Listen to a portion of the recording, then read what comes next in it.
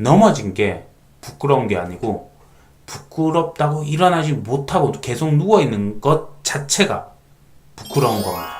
반갑습니다. 꾸꾸TV 굿입니다.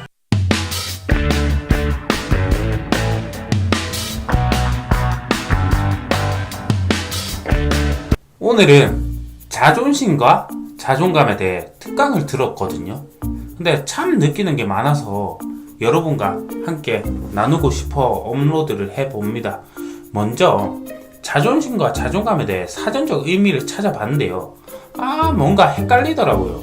그래서 여러 사람 의견을 종합해보니까 자존심이 타인이 나를 존중해주고 받들어주길 바라는 감정이라면, 자존감은 내가 내 자신을 사랑하고자 하는 마음 정도로 쓰인다라고 하더군요. 즉, 자존심은 누군가와 함께 있을 때 지켜지는 거라면 자존감은 비교 대상이 없다는 겁니다. 그럼 먼저 자존심이 높은 사람의 특징에 대해 알아보겠습니다. 첫 번째, 남이 인정받으면 초라, 비참, 위축이 된다. 자존심이란 게 타인과의 비교로 인정받아야 존재 가치가 있다고 생각하기 때문에 타인이 인정받으면 나의 존재 가치가 낮아진다고 생각하기 때문이에요. 그래서 남이 인정을 받으면 초라하고 비참하고 위축이 됩니다. 두 번째, 완벽주의가 많습니다. 인정받는 것을 좋아하기 때문에 완벽하게 해서 흠잡을 것이 없도록 하여가지고 칭찬을 받아 존재 가치를 얻고자 해요. 이런 사람들은 자기 학대, 혹사를 시킵니다.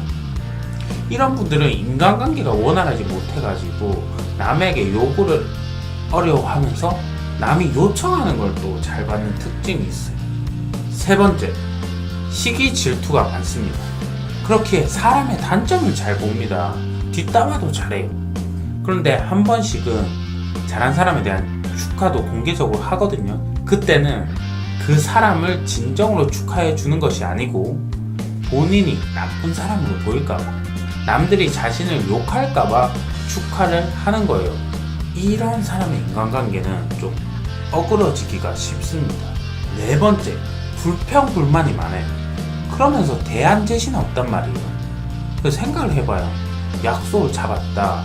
또 먹는 것도 내가 물어봤어. 피자 먹을래, 치킨 먹을래, 짜장 먹을래. 근데 이것저것 다 싫다고 해요. 그래가지고 내가 겨우 골라가지고 파스타를 골랐어. 근데 골랐는데 가서 먹었는데 맛없다 하고, 카페 장소 잡는 거랑 노는 것도 다 내가 대안 제시를 했단 말이에요. 노래방 갈까, 방탈출할까, 이것저것 다 대안 제시를 했는데도 다 별로를 한단 말이에요. 그러면 얼마나 지쳐요. 아무리 좋은 얘기도 계속 들으면 지치는데 계속 이런다면 인간관계 또한 놓지 못할 게 당연한 거 아니겠어요? 다섯 번째, 타인의 평가에 민감하다. 그래서 부정적인 평가에 멘탈이 엄청 흔들립니다. 남들이 만든 틀 안에 나를 끼워 넣으려고 합니다. 정작 자신이 원하는 것은 알지도 못하는 사람들이 꽤 많아요. 이 사람들은 융이라는 학자가 말한 치아 공격성을 키워야 돼요. 치아 공격성이 뭐냐? 간단하게 얘기를 하면 내한테 필요한 말은 씹어서 영양소를 흡수를 하고 필요 없는 말은 배설물로 배출하라는 뜻이에요. 자, 여섯 번째, 이 착한 사람 컴플렉스가 있다. 이런 사람들은 거절을 잘 못하기 때문에 내 중요한 것을 포기하면서 타인의 사소한 것에 열심히 하는 경우가 있어요. 저 또한 한 번씩 그런 것 같은데, 이제 이런 삶 살지 않도록 합시다. 내 인생이 제일 중요한데. 자, 그러면 왜 자존심, 즉 열등감이 높을까요? 그 이유에 대해서 알아봅시다. 자, 1번, 출생의 비밀. 살아온 환경 이야기예요. 이 사람이 진정한 축복을 받으면서 태어났냐, 사랑을 받고 자랐냐, 이 말입니다. 특히 생후 3년 동안이 가장 중요한데요. 그 3년을 이유 없이 사랑을 부어줘야 합니다. 그 아이한테. 그러면 그 아이는 자존심보다 자존감이 높은 사람이 될 가능성이 매우 높대요. 그런데 이미 커버린 우리 계속 생후 3년 그 얘기 할 거예요? 아니잖아요. 여러분도 이제 노력해야 됩니다. 저 또한 노력해야 되고요. 이 부분에 대해서는 좀 어떤 노력을 해야 되는지 좀 이따 뒤에서 얘기를 해 드릴게요. 두 번째, 비교. 엄친딸, 엄친아가 이게 문제예요. 특히 우리나라가 더 심한 것 같아요. 옆집 누구는 뭐 성적이 높더라, 누구는 성적이 1등이더라, 뭐 전교에서 몇 등 하더라, 이렇게 어릴 적부터 비교를 당하면 나 또한 비교를 하면서 상대방한테 인정을 받아야 되는 존재라고 믿기 때문에 자존심이 높아질 수밖에 없어요. 내 자신 스스로가 소중한 존재라는 걸 알지 못하는 거죠. 이 비교는 좀 끊어야 돼. 이 우리나라 문화가 비교 문화인데 이 비교는 좀 안 했으면 좋겠어요. 자, 세 번째, 거듭된 실패. 이 실패에 대한 두려움이 자존심을 높게 만듭니다. 하지만 무엇을 어떻게 보느냐에 따라 이것은 달라져요.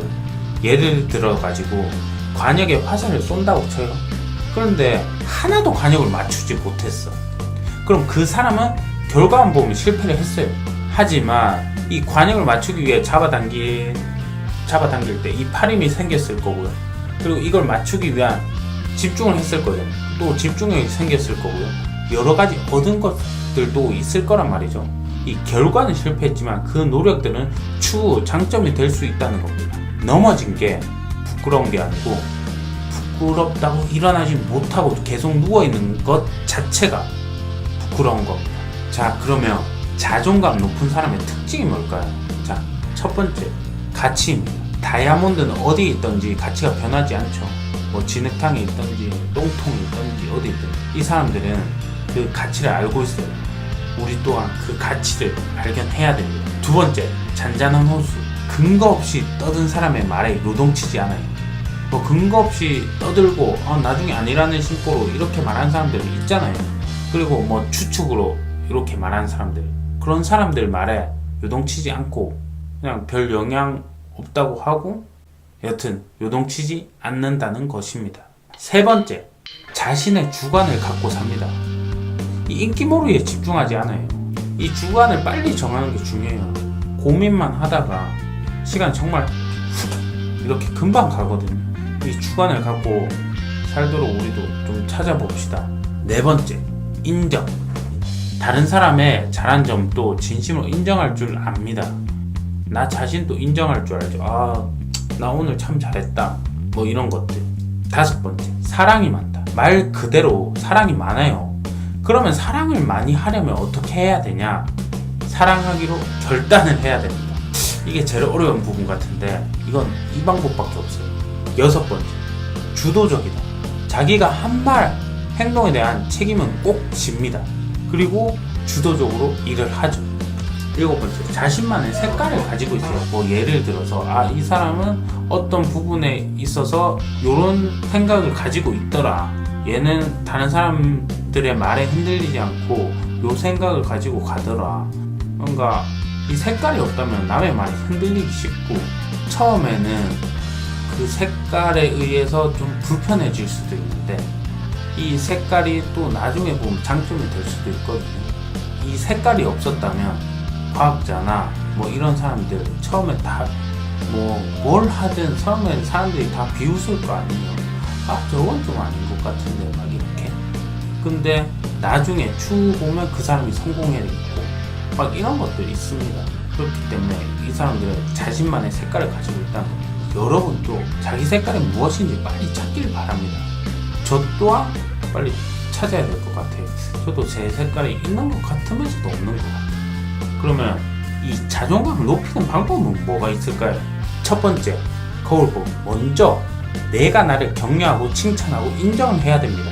거울 속에 있는 나를 만나고 눈과 눈을 마주쳐야 돼요. 거울을 보면서 야 꾸사, 너는 오늘 하루 정말 잘할 거고 잘할 수 있어. 이렇게 매번 다짐하고 일을 마치고 하루를 마무리한다면 전에는 이랬지만 이 부분은 조금만 노력하면 충분히 고칠 수 있어. 이런 식으로 계속 대화를 하다 보면 그날의 나에 대한 평가를 하게 되잖아요. 이게 하루하루 쌓이다 보면 이제 자존심보다는 자존감이 높아진다는 겁니다. 두 번째, 성공 경험. 이게 성공이라는 게 보통 사람들 높게 그 목표를 잡잖아요. 물론 높게 잡는 것도 중요한데 목표를 낮게 잡아서 성공의 경험이 많아야 돼요. 그날 하루하루 내가 해 가야 될 것들이 있잖아요.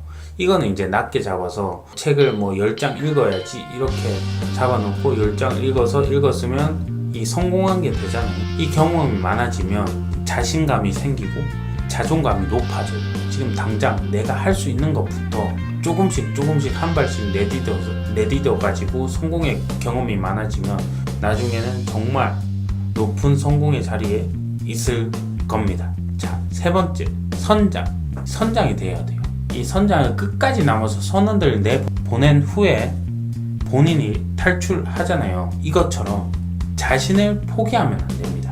이 말이 어떤 말이냐? 그때 당시에는 이해를 했는데 지금 잘 이해를 못하겠어. 제가 정확하게 의미를 이해하면 다시 댓글로 남길게요. 근데 이 말을 듣고 또 이해하신 분들도 많으실 거라 생각이 돼요. 저는 자신을 포기하지 않고 끝까지 자신을 끌고 나가는 사람이 될 수 있도록 해야 됩니다. 네 번째, 칭찬 갈채. 계속 반복되는 말이긴 한데 자신을 스스로 칭찬을 해야 됩니다. 참 오늘 하루 고생했다, 오늘 참 잘했다, 이런 것들 이게 습관적으로 돼야 돼요. 다섯 번째, 꿈과 희망. 이 꿈과 희망을 가지고 살아야 자존감이 높아집니다. 이 꿈이 없는 것은 죽은 것과 같다는 말이 있듯이 이것이 있고 없고는 이 삶의 활력에 있어서 매우 중요합니다. 여섯 번째, 사랑하기. 결국 나 자신을 사랑해야 된다는 말입니다. 나 자신을 사랑하는 것. 이것부터, 이게 제일 시작이자 끝이 그래야 자존감이 높아질 수 있습니다. 자, 이렇게 자존심과 자존감에 대해 살펴보았는데요.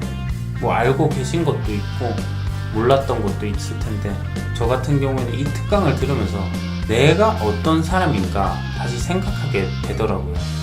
삶에서도 많은 도움이 됐습니다. 남이 잘 되면 시기 질투하면서 나를 자책하던 내 모습을 부끄러워하게 되고 나의 존재 자체만으로 사랑하게 되는 계기였어요. 물론 지금 그렇게 노력하고 있는 중입니다. 지금 특강을 들은 지 얼마 안 돼가지고 그런지 몰라도 또 시간이 흐르면 또 잊혀지고 다시 또 자존심이 강한 사람으로 될지 몰라도 지금은 자존감이 높은 사람으로 살아가기 위해 노력하고 있습니다. 여러분도 자존감이 높은 사람이 되길 바랍니다. 파이팅! 이 자존감이 높아야 사는데도 참 행복하고 그런 것 같아요. 맨날 비교하면서 어떻게 살아. 여튼 화이팅입니다. 자, 이번 영상 마치겠습니다. 자, 이 영상이 재밌거나 유익하셨다면 구독과 좋아요 그리고 댓글 다시 부탁드립니다. 감사합니다.